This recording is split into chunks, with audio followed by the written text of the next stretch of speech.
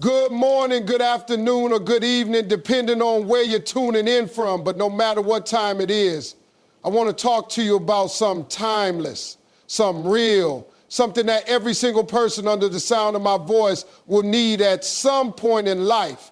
I'm talking about trusting God in every situation. See, life doesn't wait for you to be ready. It hits you fast, hard, and without warning. 1 minute you're on the mountaintop, everything's working, you're smiling, praising, testifying. Next minute, you're in the valley wondering how it all fell apart. And it's in those moments, those silent, heavy, heartbreaking moments, that trust becomes more than a word. It becomes your lifeline. I'm not here to give you some surface level feel-good message. I came to talk to the folks who've been through some things, the ones who've cried themselves to sleep, prayed with nothing but silence on the other end, tried to smile through pain they couldn't even explain. I came to talk to you because if we're gonna make it through this life and make it through strong, we've got to learn how to trust God, not just when it's easy, but when it's hard, when it doesn't make sense, when we can't see the end from the beginning. So today, I wanna walk you through 8 powerful truths. Not just ideas, not just scriptures, but real life revelations that will help you anchor your trust in God no matter what season you're in. Whether you're on the edge of breakthrough or in the middle of a breakdown, this message is for you. And I don't want you just to hear it, I want you to feel it. I want something to shift in your soul today. Let's dive into this together. And I promise by the end of this journey, you won't just be inspired, you'll be equipped to walk by faith like never before. There are moments in life when everything seems to go wrong all at once. You lose your job, your car breaks down, your phone bill's overdue, and the folks who used to call and check on you suddenly get real quiet. In those moments, the first thing we do is ask, why me? But maybe the better question is, what is God trying to show me? We're conditioned to believe problems mean failure. We see closed doors as rejection. But God's way of redirecting you often starts with discomfort. You don't grow in comfort, you grow in crisis. That job you lost, maybe it was never meant to be your forever. Maybe that relationship falling apart is what freed you from someone who would have held you back for years. We keep trying to glue together what God is trying to tear apart for our benefit. There's a story I'll never forget. A young man I met at an event was planning to be a professional basketball player. He was the best in his district. Colleges were already looking at him. And then he tore his ACL during senior year. His whole world crashed. He spent months in rehab, angry at God, confused, asking, why would you let this happen if this was my gift? But during physical therapy, he met a kid with cerebral palsy who inspired him. That encounter led him to study physical therapy. Today, he runs his own clinic, helping athletes recover from injuries just like his. Now, you tell me, was that injury a curse or was it a calling in disguise? God doesn't waste pain. When he allows a storm, he's got purpose in it. We don't see it in the moment because we're too busy staring at the wreckage, but behind every problem is a process. And behind that process is a plan, a divine plan, bigger than what you can imagine. Jeremiah 29:11 makes it plain. I know the plans I have for you. Not you know, not your friends know. God knows. That means you're not in control. And that's okay. That's where faith begins. Faith isn't knowing the plan, it's trusting the planner. We want step-by-step instruction. We want to see the whole staircase before we take the first step. But God often only shows you the next step. He's saying, if you trust me with this one move, I'll handle the rest. And when you do, doors open you didn't even knock on. There's a woman I know who spent years trying to get pregnant. She and her husband tried everything. Doctors, fertility treatments, prayers, even fasting. Nothing worked. She was devastated. She said she felt forgotten by God. But instead of walking away, she leaned in deeper. They decided to adopt. 2 years later, they adopted a little boy who had been in and out of foster care. That child, now 10 years old, stood up in church recently and said, God gave me the best mom in the world. Sometimes the answer you're begging God for isn't a no, it's just a different yes. Trust that his yes is better than what you thought you needed. There are days you wake up and you just don't feel it. You don't feel inspired. You don't feel hopeful. You don't even feel like getting out of bed. That's real life. But faith ain't a feeling, it's a choice. And some days, it's the hardest choice you'll make. Feelings will lie to you. Your feelings will tell you that it's over when God's just getting started. Your feelings will tell you you're unloved, unseen, unworthy, when the word says you are fearfully and wonderfully made. If you let feelings drive, you'll crash every time. You got to let faith drive, and feelings can sit in the back seat. Faith is waking up with bad news and saying, God, I trust you anyway. It's checking your bank account and seeing $7.43 and still saying, Lord, thank you for provision. It's crying through the night, but believing joy is still coming in the morning. That ain't easy, but that's faith. A friend of mine was diagnosed with cancer last year. When he told me, I expected to see him down, broken, maybe even bitter. But when I walked into that hospital room, he looked at me and said, this is just another chapter, not the end of the story. I said, man, how can you be this calm? He said, because I already gave this to God. Worry don't heal cancer, but faith gives me peace. That stuck with me. Faith won't always fix the situation, but it'll fix your spirit. It'll give you strength when your body is weak, peace when your mind is racing, clarity when everything around you is chaos. Hebrews 11:01 says, faith is the substance of things hoped for, the evidence of things not seen. That means you don't need to see it to believe it. You just need to choose it every day, every hour, sometimes every minute. Faith is like a muscle. The more you use it, the stronger it gets. But just like in the gym, sometimes it hurts before it helps. You'll be sore, you'll want to quit. But if you push through, you'll grow into someone you never thought you could be. You can't wait for perfect conditions to trust God. If you're waiting to feel strong enough, smart enough, rich enough, or confident enough, you'll never move. Faith is stepping out even when you're scared. It's trusting that God's got the parachute even if you're in free fall. One woman told me she started tithing while she was still behind on rent, not because she was trying to buy a blessing, but because she said, if I can't trust God with a dime, how can I trust him with my destiny? Within 3 months, she had a new job, a raise, and enough to help someone else. That's what faith does. It multiplies, it spreads, it lifts. Choosing faith over fear isn't a one-time event. It's a daily decision. And when you start choosing it consistently, your life starts to change because your perspective starts to change. We live in a microwave generation, but we serve a crock-pot God. We want it fast. We want it now. But God don't operate on our schedule. He moves on purpose, not pressure. Just because it hasn't happened yet doesn't mean it's not going to. A delay is not a denial. Sometimes God is saying not now because what you're asking for needs preparation, and so do you. You ever prayed for something and got mad when it didn't show up? Thought maybe God forgot about you? But look back. There are blessings that would have crushed you if he gave them to you when you first asked. That house you didn't get, you would have been house rich and stressed out. That relationship you begged him to save, if he hadn't removed it, you'd still be stuck in cycles that didn't serve your calling. A delay is God protecting you from something you can't yet see. It's not punishment, it's preparation. There's a couple I know who tried for 5 years to start a business. Every time they saved money, something came up. Emergency surgery, car trouble, unexpected debt. They kept trying, kept praying. Finally, after 7 years, they launched their business. And within the first year, they out-earned their old jobs combined. When I asked them what changed, the wife said, God didn't change, we changed. We got patient, we got disciplined, and we got prepared. Waiting isn't wasting when you use the time to grow. The longer it takes, the more you'll appreciate it. Think about the bamboo tree. You water it for years, nothing. But when it finally breaks the surface, it grows up to 90 feet in just weeks. The roots were growing underground that whole time, laying the foundation. That's how God's timing works. Abraham waited 25 years for the promise of a son. David was anointed king as a teenager, but didn't sit on the throne until he was 30. Jesus didn't start his ministry until he was 30.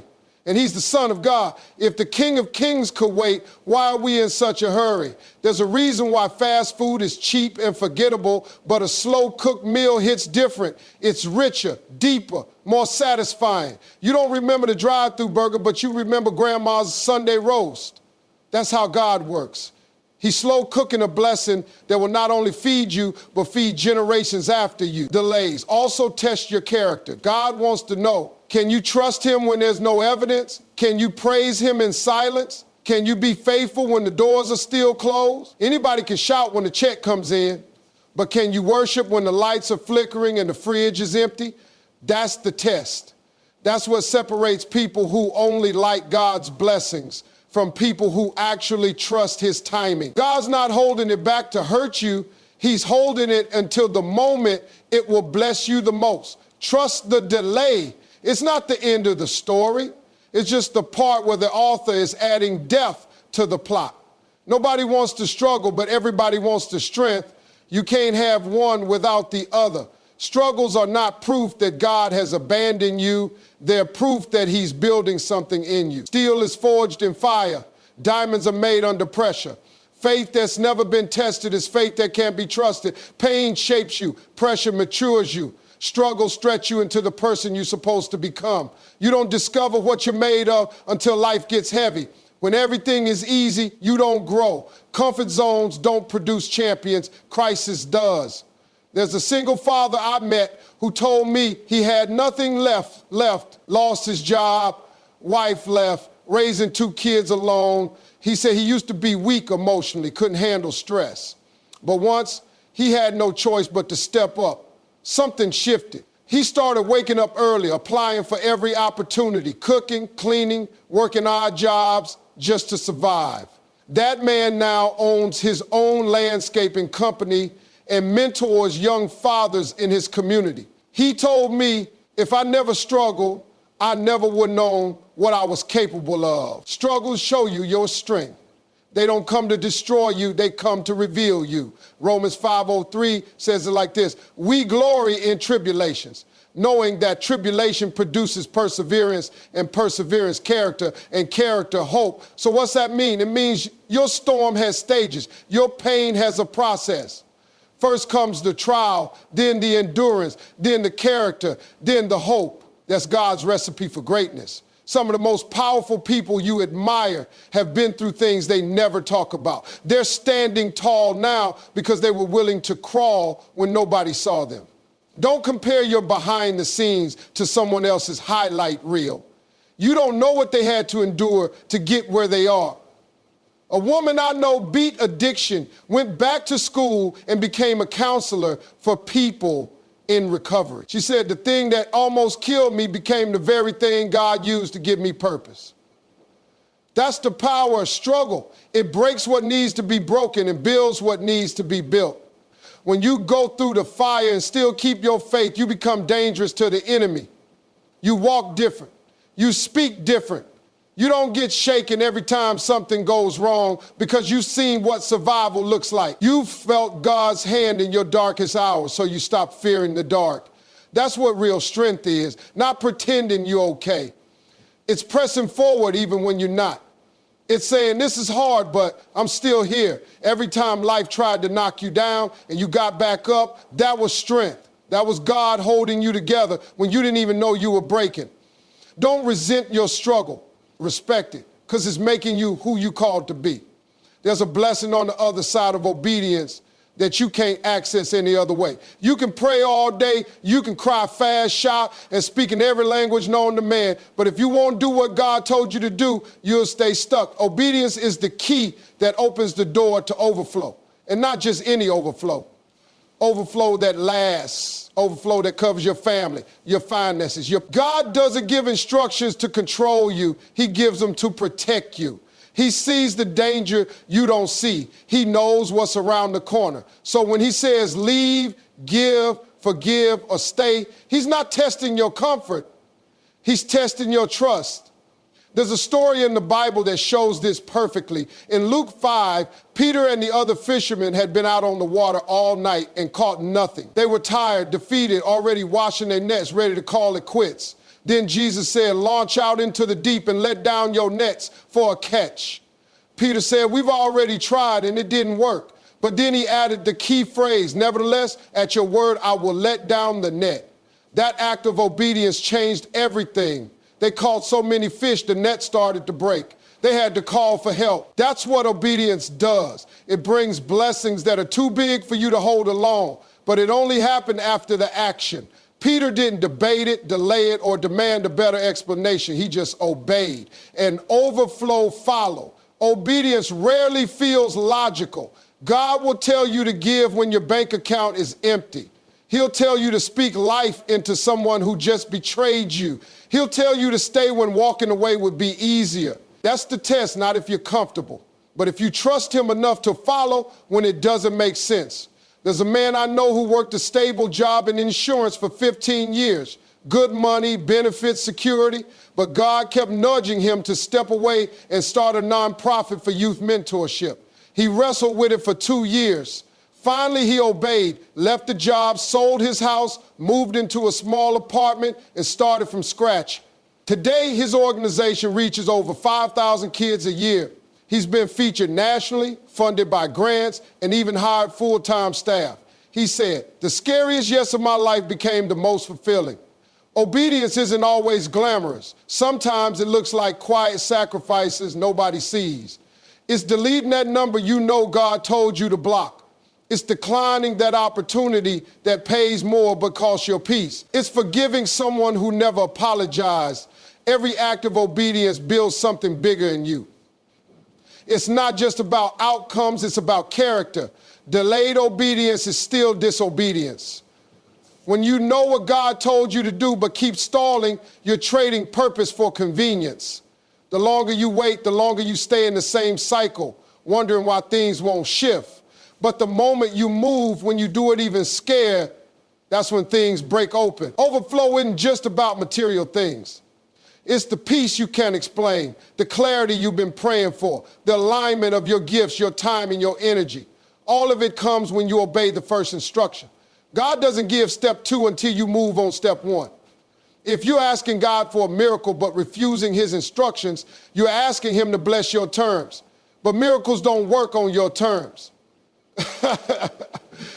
They require surrender. They require movement. Obedience is your seed. Overflow is the harvest. But you don't see the harvest until you release the seed into the ground, until you let go and trust the process. Peace is not the absence of problems. It's the presence of God in the middle of them.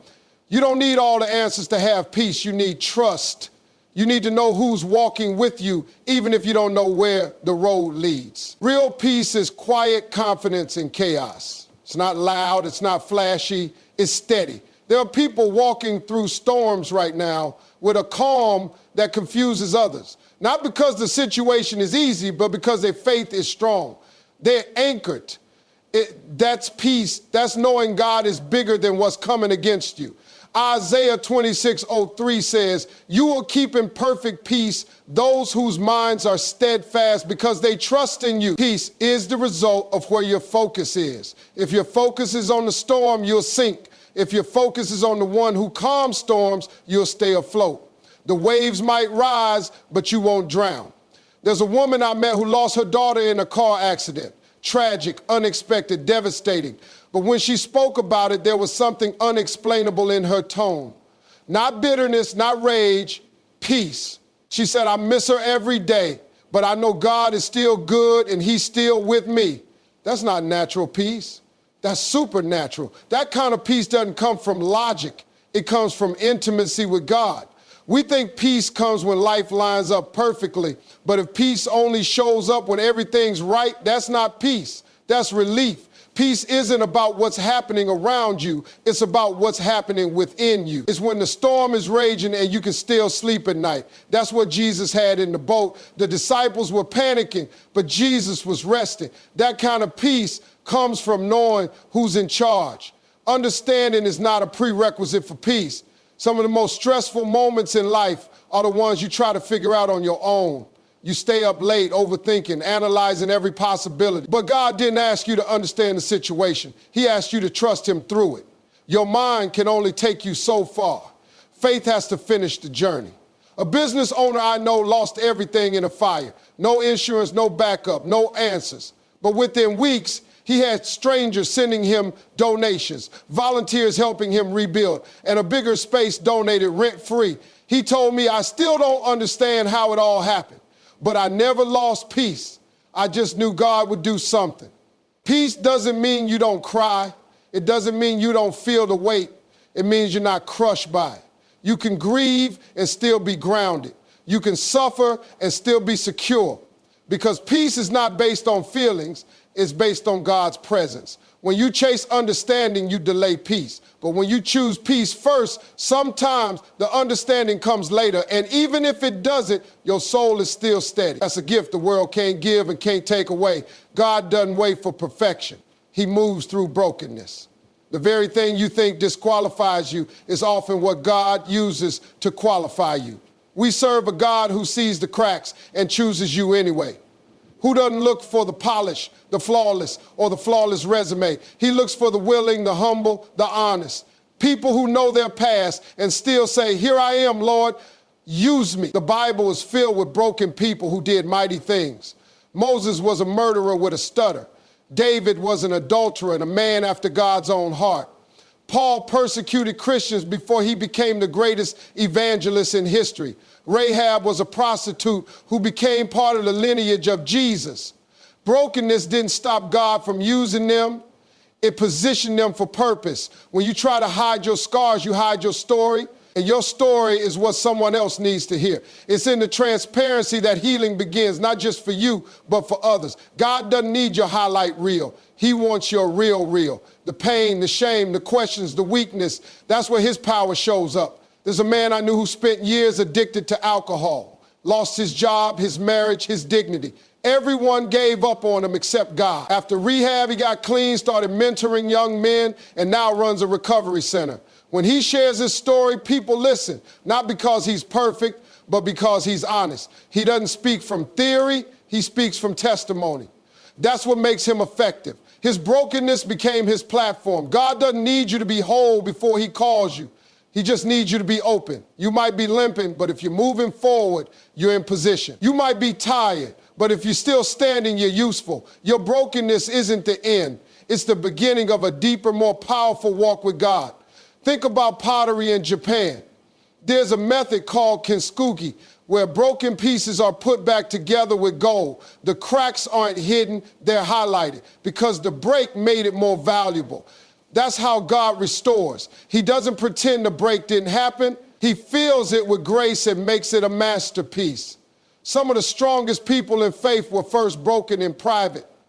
They didn't look like leaders, but God saw what man couldn't.